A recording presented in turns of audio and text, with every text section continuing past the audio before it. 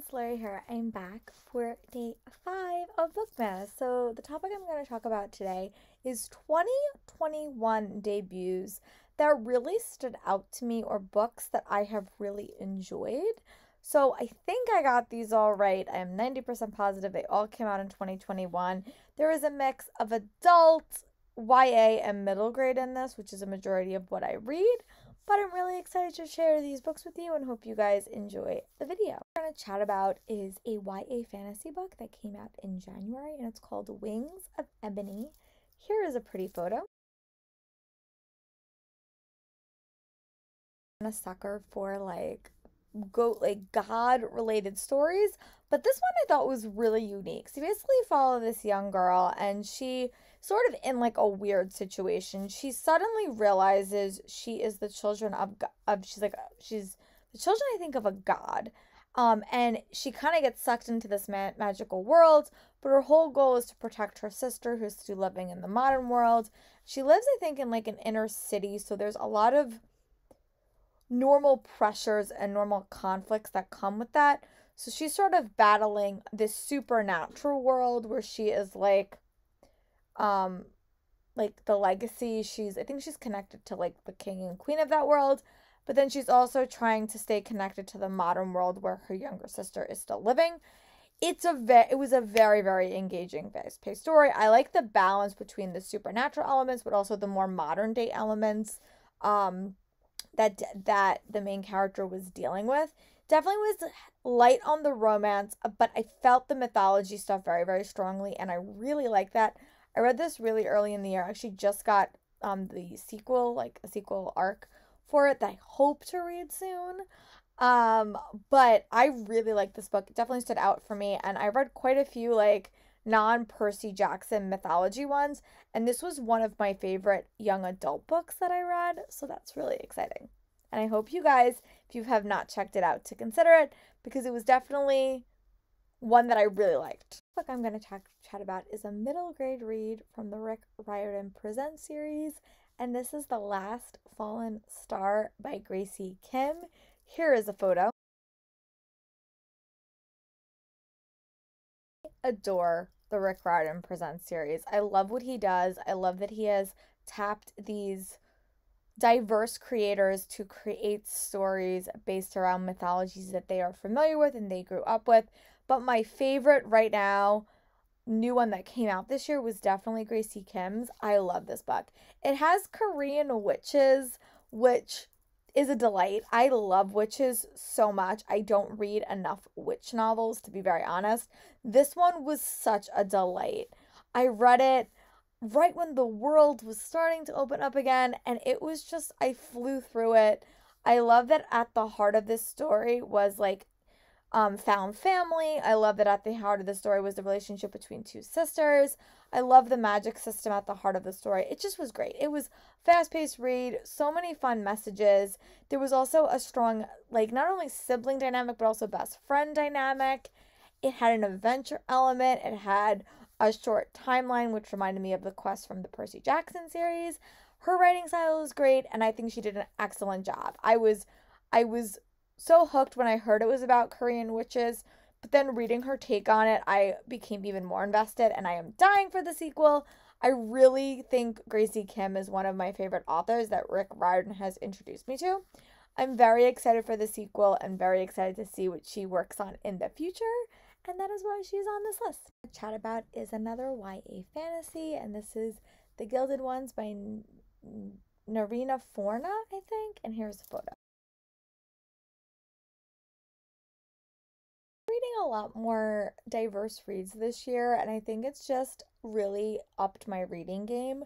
I really like this one. This was a former Owl Crate pick as well, but it follows this girl who, they live in a society, and you're bled, I think it's on your 16th birthday, and if you bleed gold, then you are basically seen as like impure, and you're basically going to be murdered. So the main character, she winds up bleeding gold and she's going to be executed, but then she's taken to this place where like she's trained to be a warrior, And it was very interesting. It was very, very romance light in the first book. It was very, very sisterhood focused. There was a lot of elements, a lot of conflicting plots. Became very, very political towards the end, so it was a nice balance for me. I really like this. I love the focus on sisterhood. I thought her writing style was really, really great. I thought tension. It was a book that really captured me and made me intrigued.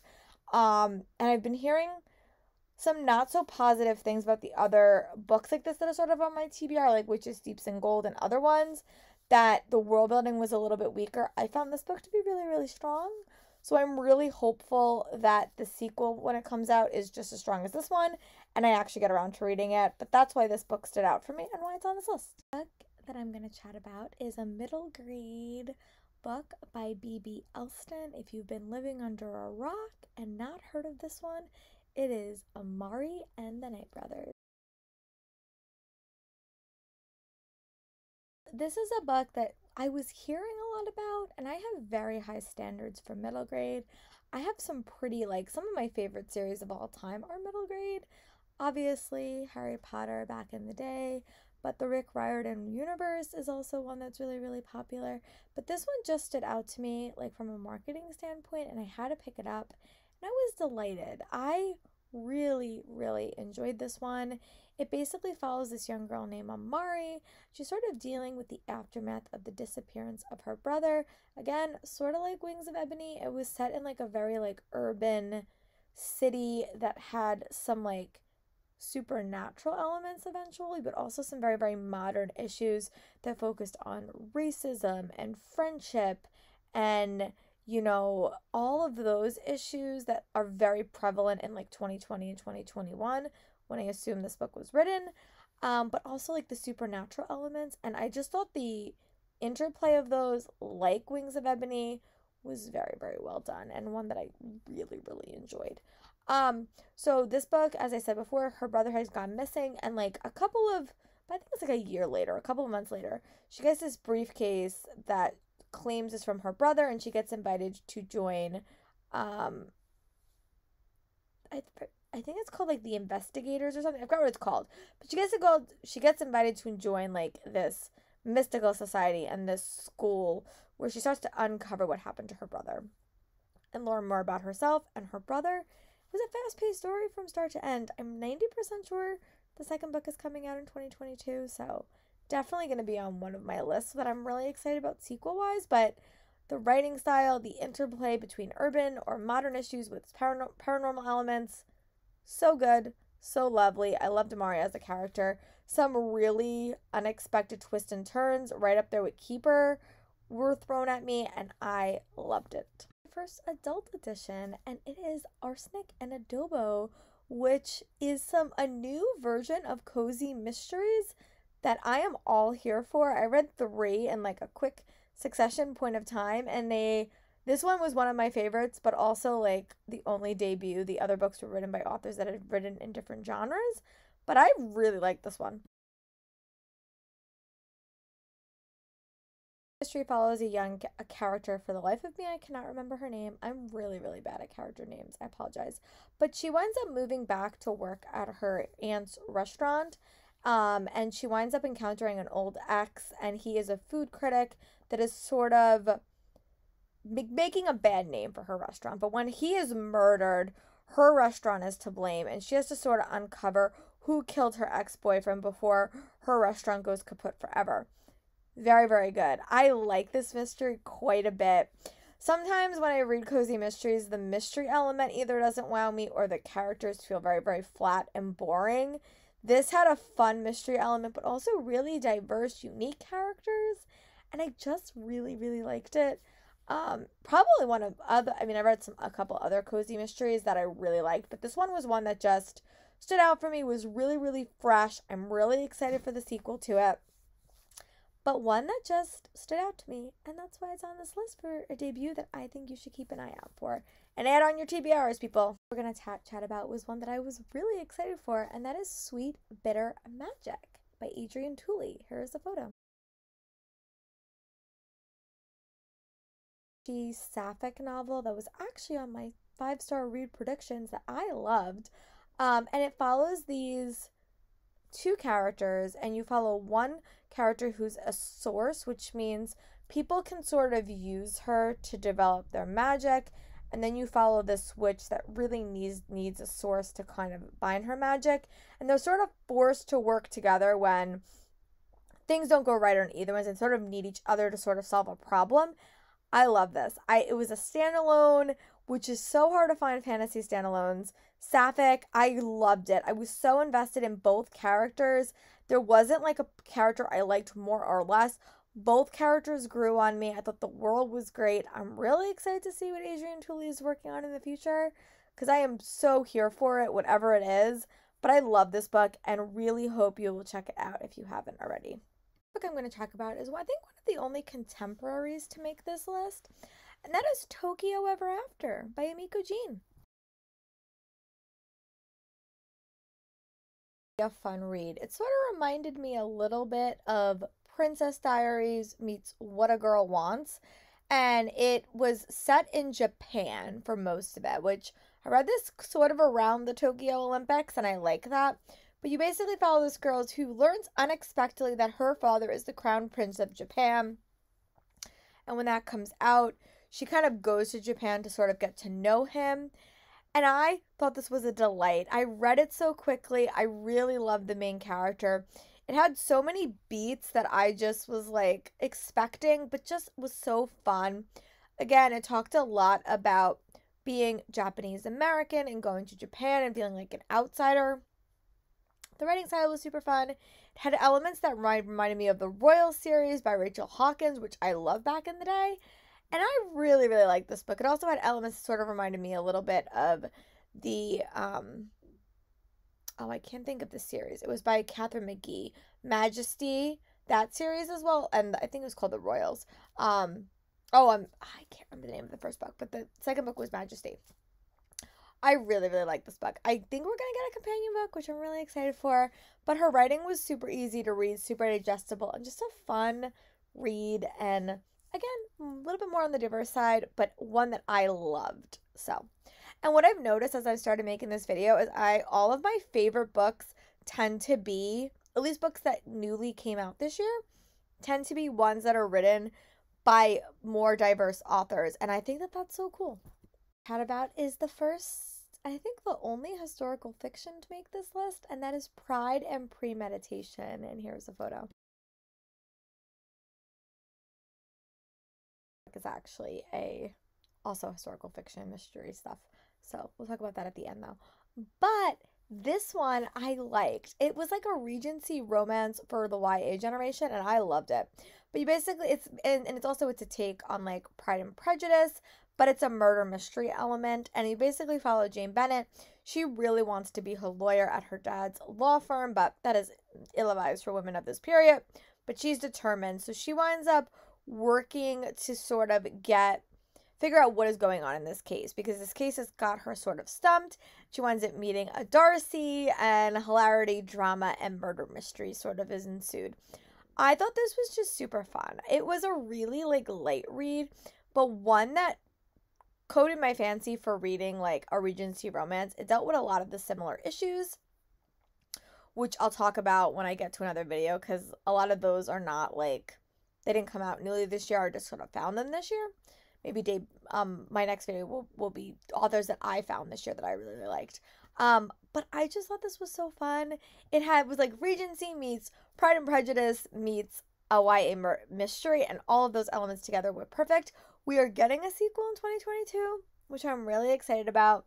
But this one was just so fun for me and checked up so many boxes, and again, I really liked it. So if you've not checked this one out, definitely add it to your TBR. Talk about is another more contemporary murder mystery, and that is Dark and Shallow Lies. Here's a photo.